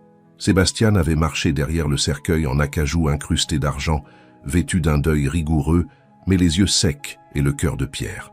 5 jours s'étaient écoulés depuis l'inhumation au cimetière du Père Lachaise, et Sébastien s'était plongé dans une routine, frôlant l'obsession. Se lever avant l'aube, conduire jusqu'à Saint-Denis et se garer devant l'immeuble où vivait Paloma. C'était un ensemble d'habitations de classe moyenne peints d'un pêche délavé, avec de petits balcons ornés de pots de géranium et de linge étendu qui flottaient comme des drapeaux de résistance face à l'adversité économique. La première fois qu'il avait frappé à la porte de l'appartement 4B, Sébastien portait un costume Armani et des chaussures italiennes qui contrastaient obscènement avec l'ambiance humble du lieu. Paloma avait ouvert la porte à peine entr'ouverte, juste assez pour qu'il puisse voir ses yeux gonflés de larmes et l'expression de douleur qui lui transperça l'âme comme un poignard. « Paloma, s'il te plaît, j'ai besoin de te parler », avait-il dit, lui tendant la main. « Non », répondit-elle d'une voix brisée mais ferme. « Nous n'avons rien à nous dire, Sébastien, pars, s'il te plaît. » La porte se referma avec un bruit sec qui résonna dans le couloir comme un coup de feu. Sébastien resta là pendant plusieurs minutes, écoutant les bruits quotidiens de l'immeuble, des enfants jouant dans la cour centrale, des téléviseurs diffusant des téléréalités à plein volume, le sifflement des autocuiseurs préparant des repas. Le lendemain, il revint. Cette fois, il portait un bouquet de tournesols qu'il avait acheté au marché aux fleurs et aux oiseaux de l'île de la Cité, des fleurs simples et joyeuses qui contrastaient avec les orchidées exotiques qu'il offrait habituellement dans ses relations précédentes. Il les laissa devant la porte avec une note écrite à la main sur une serviette en papier « Pardonne-moi, S ». Le 3e jour arriva avec un thermos de chocolat chaud épais à l'ancienne qu'il avait lui-même préparé, suivant une recette trouvée sur Internet. Il l'accompagna de viennoiseries de la boulangerie La Fleur de Blé qui se trouvait au coin de l'immeuble. Cette fois, la note disait « Je sais que tu aimes le chocolat chaud épais à l'ancienne. J'espère ne pas l'avoir gâché. Sébastien ». Le 4e jour, il n'apporta rien de matériel. Il s'assit simplement sur les escaliers de l'immeuble pendant 2 heures, observant la vie du quartier se dérouler autour de lui. Il vit Madame Hélène, la voisine du 1er étage, arroser ses plantes en chantant des airs de Charles Aznavour. Il observa les enfants jouer au football avec un ballon dégonflé dans la petite cour en ciment. Il écouta les histoires de Madame Sophie, qui vendait des crêpes à l'entrée de l'immeuble, et lui raconta ses 5 enfants sans qu'il ne le demande. Pour la première fois depuis des décennies, Sébastien expérimenta la paix de n'avoir pas d'agenda, de ne rien contrôler, de simplement exister dans le moment présent. Le 5e jour arriva avec une lettre de 3 pages, écrite à la main sur du papier simple.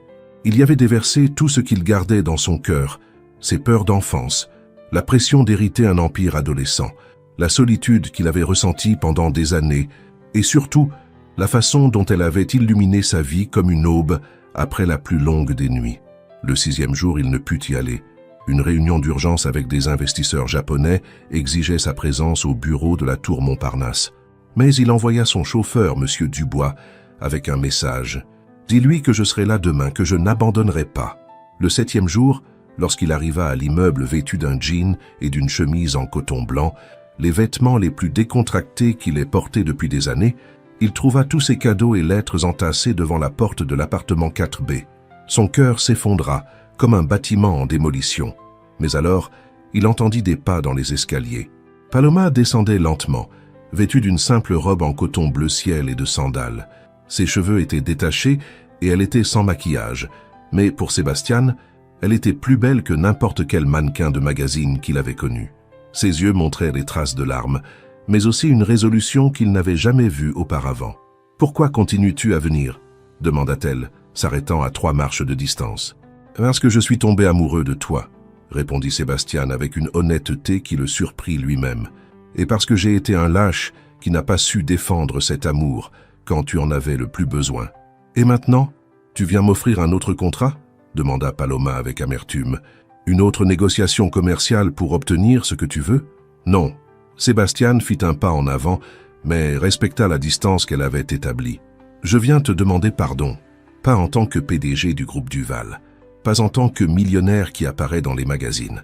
Je viens en tant que Sébastien, l'homme qui a perdu sa mère et a réalisé qu'il avait aussi perdu la seule femme qu'il avait aimée, pour qui il était vraiment. » Paloma sentit quelque chose bouger dans sa poitrine, une petite fissure dans l'armure de douleur qu'elle avait construite autour de son cœur. « Sais-tu à quel point j'ai souffert cette nuit-là » murmura-t-elle, les larmes commençant à couler sur ses joues. Pas seulement l'humiliation publique, mais de réaliser que pour toi, j'avais été juste un arrangement d'affaires. « Tu n'as jamais été ça, » dit Sébastien, sa voix brisée. « Au début peut-être, quand j'étais trop stupide et lâche pour reconnaître ce que je ressentais. Mais depuis cette nuit sur la terrasse, depuis que tu m'as parlé de ta grand-mère, depuis que tu m'as appris qu'il était possible de vivre sans tout contrôler, depuis lors, je t'ai aimé. Je t'ai aimé et j'ai été terrifié par cet amour. » Ils restèrent silencieux pendant plusieurs minutes, le bruit du trafic de Saint-Denis et les sons de la vie quotidienne du quartier emplissant l'espace entre eux. « Ma mère est morte en me demandant de ne pas vivre avec la peur de sentir, » continua Sébastien. « Elle m'a dit de ne pas attendre de perdre encore quelque chose pour en comprendre la valeur. Et elle avait raison. J'ai gâché des années de ma vie à construire des murs, alors que la seule chose que je voulais vraiment était de trouver quelqu'un pour m'aider à les démolir. » Paloma l'observa longuement, cherchant dans ses yeux une trace de l'homme calculateur qu'elle avait connu des mois auparavant. Mais elle ne trouva qu'une vulnérabilité authentique, une douleur réelle, et quelque chose qui la toucha profondément, de l'espoir mêlé de peur. « Qu'est-ce que tu veux vraiment, Sébastien ?» demanda-t-elle doucement. « Je veux recommencer, » répondit-il sans hésiter, sans contrat, sans arrangement, sans rien d'autre que le désir de te connaître vraiment, que tu me connaisses vraiment. Je veux courtiser la femme dont je suis tombé amoureux, lui demander quels sont ses rêves, connaître sa famille, marcher dans son quartier, manger dans les endroits qu'elle aime. Et si je te disais non, alors je respecterai ta décision, dit Sébastien. Mais je n'abandonnerai pas facilement, parce que j'ai enfin compris qu'il y a des choses pour lesquelles il vaut la peine de se battre, et tu es la plus importante de toutes. Paloma sentit les défenses qu'elle avait construites ces dernières semaines commencer à s'effondrer. Il y avait quelque chose de différent en lui, quelque chose de plus humain, de plus réel. L'homme qu'elle avait devant elle n'était pas le magnate de l'immobilier qui contrôlait chaque aspect de sa vie, mais quelqu'un qui avait appris à être vulnérable. « Si j'accepte, » dit-elle lentement, choisissant chaque mot avec soin, « ce sera à mes conditions. Pas de restaurant luxueux tant que je ne serai pas prête. Pas de cadeaux coûteux. Pas de prétendre être ce que nous ne sommes pas. J'accepte toutes les conditions que tu poseras, » répondit immédiatement Sébastien. Et si à un moment donné je sens que tu fais semblant, que tu joues un rôle pour obtenir ce que tu veux, tout s'arrête. Pour toujours. Entendu. Paloma le regarda dans les yeux pendant plusieurs secondes encore, cherchant un signe de tromperie.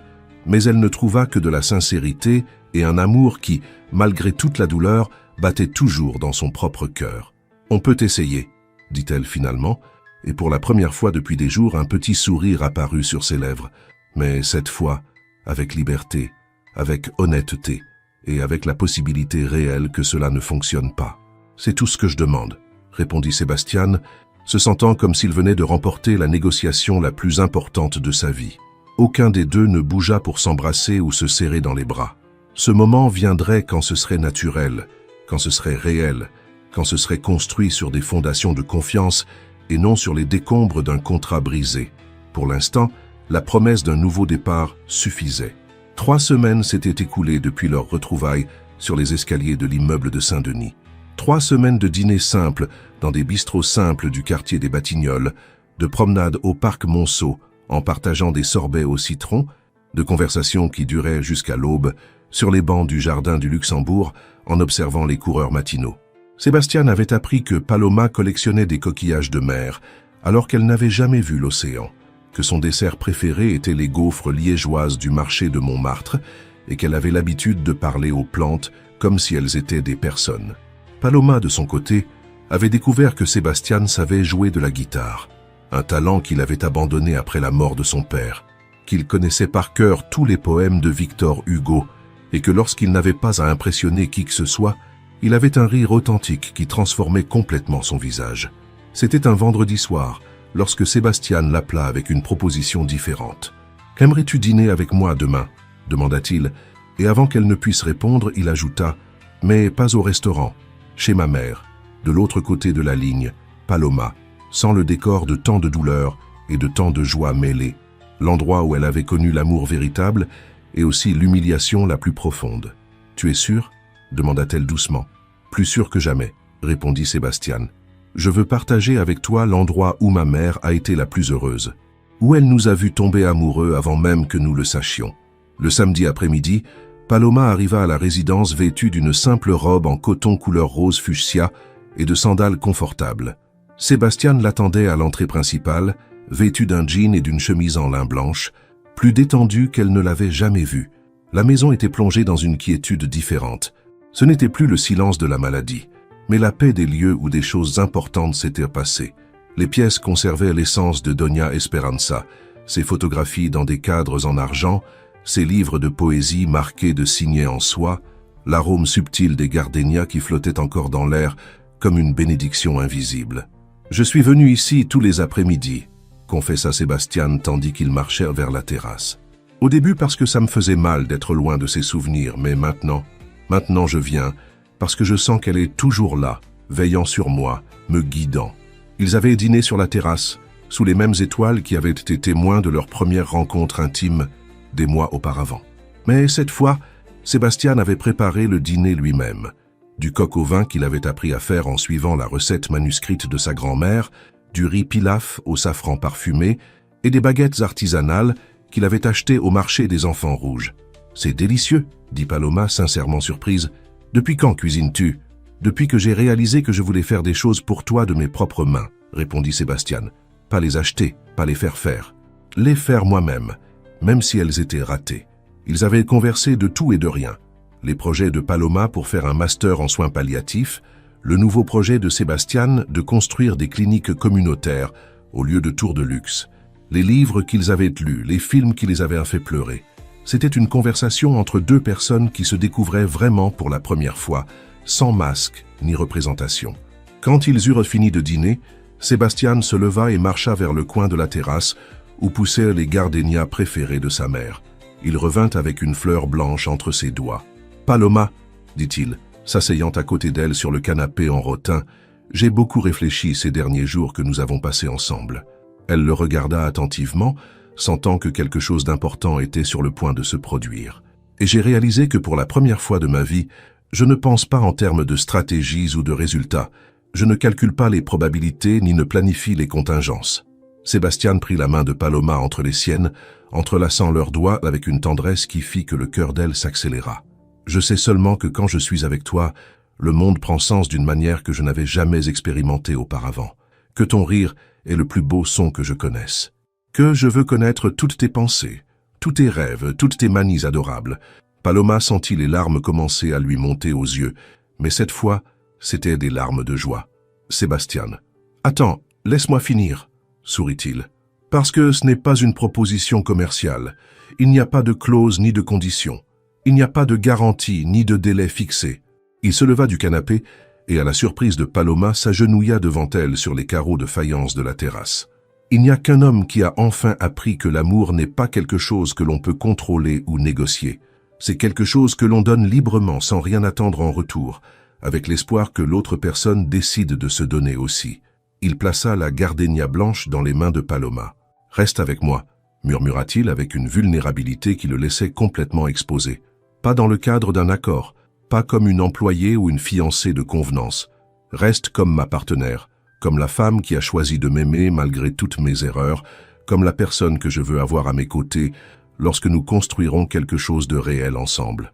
Paloma observa la fleur dans ses mains, aussi blanche et parfaite que celle que Doña Esperanza avait aimée. Puis elle regarda Sébastien, cet homme qui avait commencé comme un patron arrogant et s'était transformé en quelqu'un capable de s'agenouiller sur sa propre terrasse et d'offrir son cœur sans condition. « Et si je te disais oui ?» demanda-t-elle avec un sourire qui illumina toute la terrasse. « Que se passera-t-il après ?»« Je ne sais pas, » répondit Sébastien avec honnêteté. « Et pour la première fois de ma vie, ne pas savoir ne me terrifie pas. Ça m'excite. » Paloma se pencha vers lui et prit son visage entre ses mains. « Alors oui, » murmura-t-elle. « Oui, je reste, mais pas comme ton employé, pas comme ta fiancée de contrat. Je reste comme Paloma, la femme qui est tombée amoureuse de l'homme qui se cache derrière tous ses costumes chers et ses négociations millionnaires. Le baiser qui suivit fut différent de tous ceux qu'ils avaient partagés auparavant. Il n'avait pas le désespoir du premier baiser dans la chapelle de l'hôpital, ni la timidité du presque baiser interrompu des mois auparavant. C'était un baiser qui sentait les nouveaux commencements, les promesses que l'on fait avec le cœur et non avec des documents légaux, l'amour qui se construit jour après jour avec de petits gestes et de grandes vérités. Quand ils se séparèrent, ils restèrent enlacés sous le ciel étoilé de Paris, écoutant le murmure lointain de la ville qui s'étendait à leurs pieds, comme un manteau de lumière dorée. « Sais-tu ce qu'il y a de plus beau dans tout ça ?» murmura Paloma contre sa poitrine. « Quoi ?»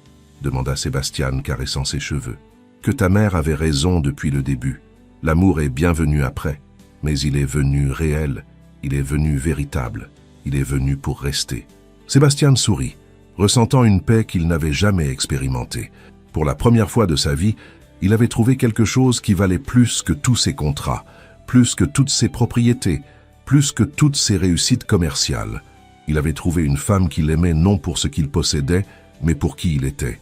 Et il avait appris à aimer sans rien attendre en retour, sans calculer les bénéfices, sans chercher de garantie. « Crois-tu qu'elle peut nous voir d'où elle est ?» demanda Sébastien, regardant vers les étoiles. « J'en suis sûr, » répondit Paloma.